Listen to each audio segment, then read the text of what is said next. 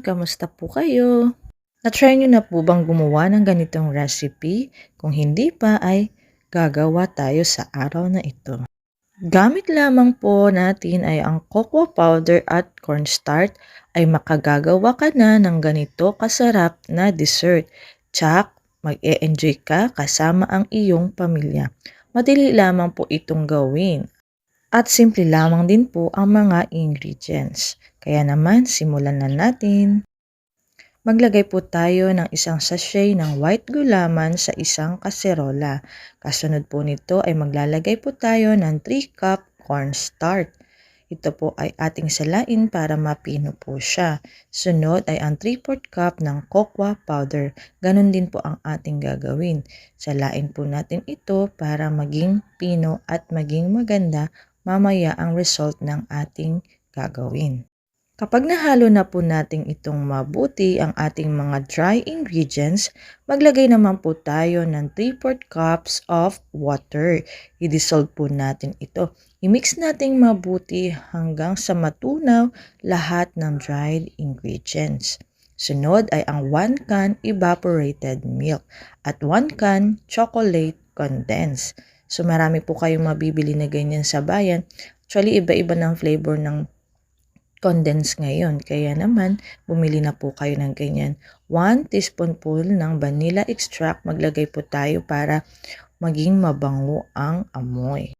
Haluin po natin itong mabuti hanggang sa ma-well combine lahat naman ng ating liquid ingredients. Kapag ganyan na po ang kanyang itsura, isa lang naman na po natin ito sa low heat at tiyagaan po natin ang paghalo hanggang sa makita po natin na maging thick na po yung ating mga ingredients at ganyan na itsura, okay na po yan.